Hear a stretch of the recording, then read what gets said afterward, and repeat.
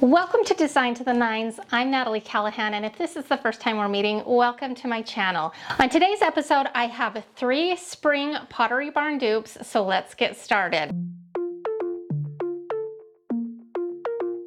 My first dupe is the Arrow Vine baskets. Now, they no longer carry this on their website, but they were really cute. So this will serve as dual duty. If you like these baskets, I'm going to show you how to make your own since they no longer carry them. But when they originally did carry them, they range between $40 and $60 per basket. I'm going to be attempting to make the larger basket today. And fortunately for me, I already had everything on hand. Now, my husband's always saying, why do you need all this crafting stuff?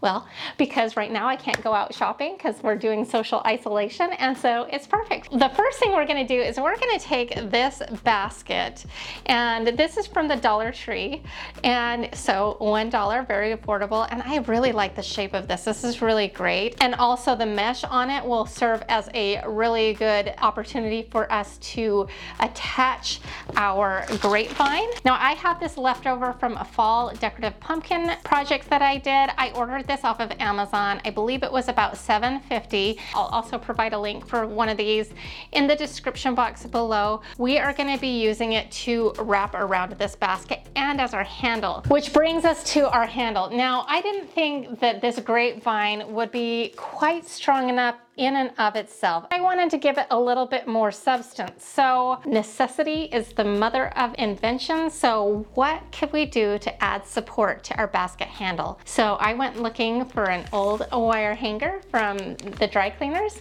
and we are going to try to be making and fashioning some support for a handle with this, and we'll combine it with a grapevine so it will have a nice look. But this wire hanger should hopefully add a little extra stability for our handle so you could actually hold it by the handle in theory. So that's what we're going to try to do with this. So I start out by untwisting the wire hanger to separate it, and then I unbend it and shape it into a U. Then I hooked one side onto the basket and twisted it on. Now, I don't know if this is a good idea or if I should have just waited, but it ended up working out fine in the end. I cut a long enough piece of the grapevine wreath to fit on the hanger.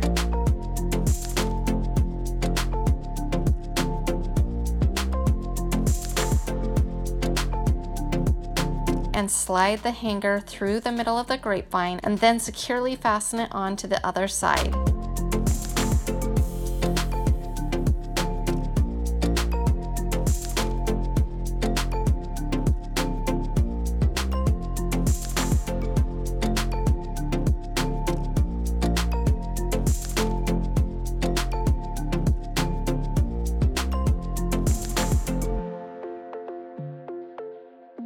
I add extra wire where it connects to the mesh basket to make it really sturdy.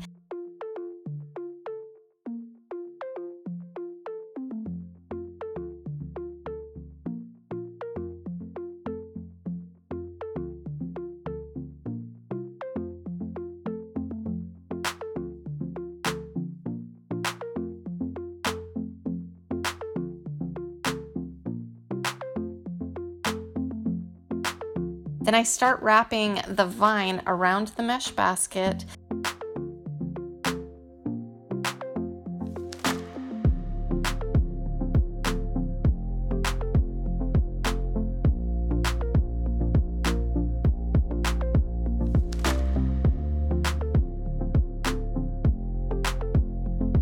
And once I have it basically in place, I strategically wire it to the basket.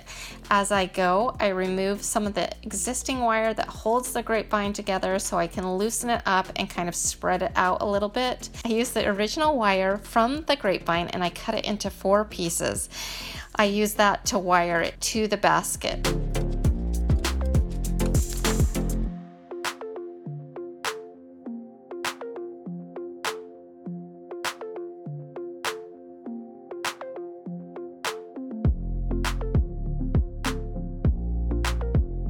Now that I have it basically how I like, it's time to add moss. So I've got my cordless Mac Daddy hot glue gun Sure Bonder. This comes in a mini, which I'm going to be using today. But I am loving this glue gun because it's cordless, so the cord doesn't get in the way of your crafting. And then you just put it on the base and it charges while you're not using it. So it is awesome. I have so loved that, and the link for that will be below as well. Next, I randomly placed the glue and moss sporadically around the basket.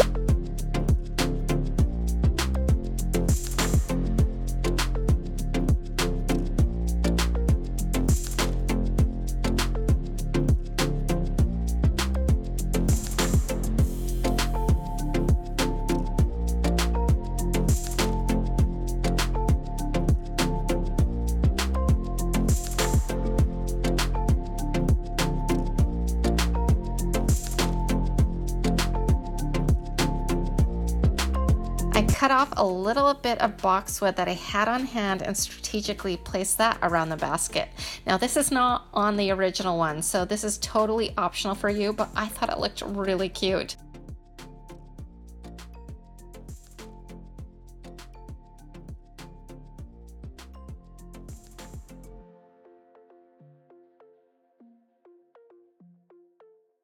Then I took it outside and I sprayed it with a couple of coats of hairspray just to make sure that everything stayed in place a little bit better. Now I wasn't going to do the arrangement originally, but I decided to go ahead and do it last minute so it would match the after pictures a little bit better. So I didn't get footage of this process, but I literally just had these daisies on hand and found some extra greenery, and I kind of threw it all together last minute. It was easy peasy. And to be honest with you, I actually like my version better than the original, and their version was $60 and mine was just $11 and would only be around $9 without the flowers. So what do you think of it? Before we move on to my next Pottery Barn spring DIY, I wanted to let you know that this is part of a collaboration with my good friend Yami over at the Latina next door for her Look for Less challenge. I love this challenge. It is the reason I started doing knockoffs in the first place.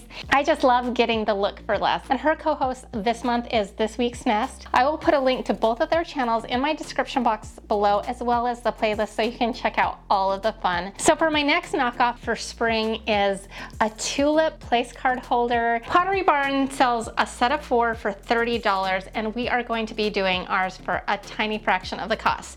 Now, fortunately, I'd already purchased these things because when I see them, I like to stock up on these tiny little pots.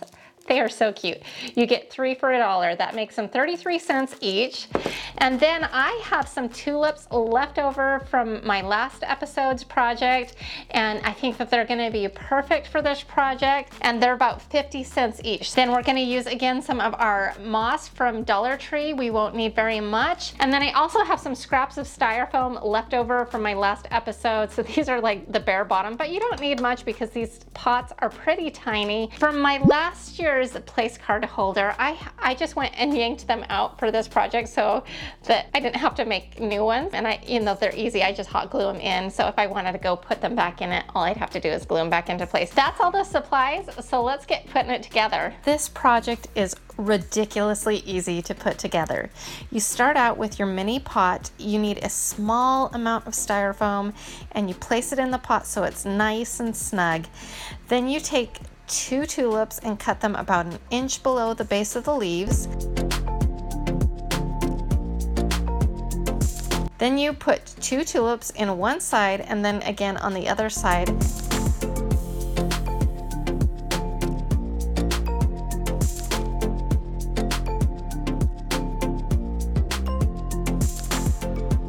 Then I put some hot glue down on the foam and take a chunk of moss and fill it in so you can't see any of the foam.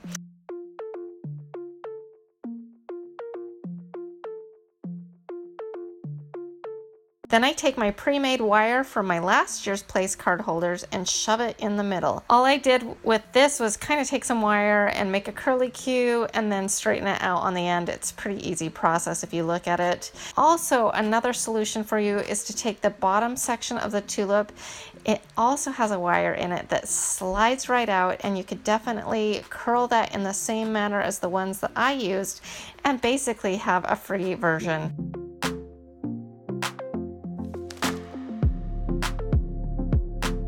Again, I like mine better than the original. I like the pinker version of the Tulip, and I think these are just really amazing. And at only $6 for a set of 4 versus 30, it's got a better price to boot. But what do you think?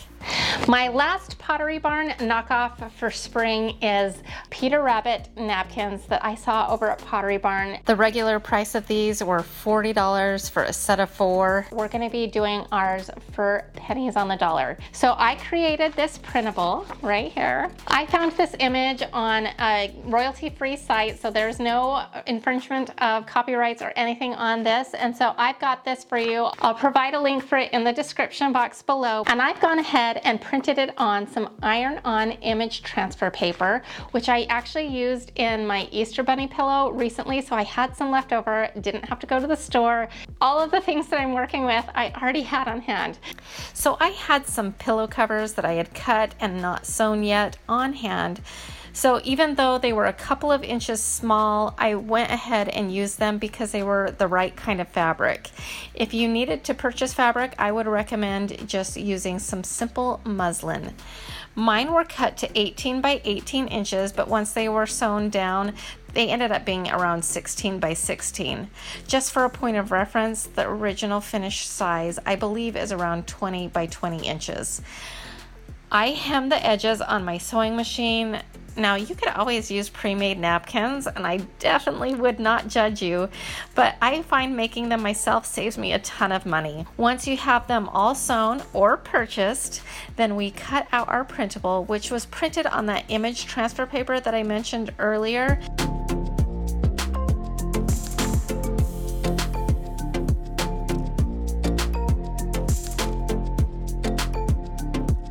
Then you got to peel off the backing very carefully. It's a little bit tricky, especially on the butterflies, but it's doable. I like to pull mine off using a pin. Then I warmed the center of the bottom of the fabric for about 5 to 6 seconds. Then I laid down our image right in the center and then place a sheet of paper over it and iron it for about 40 seconds. Now, I use my Easy Press. It just makes the job so much easier, but you could definitely use a hot iron as well and just follow the directions on the package.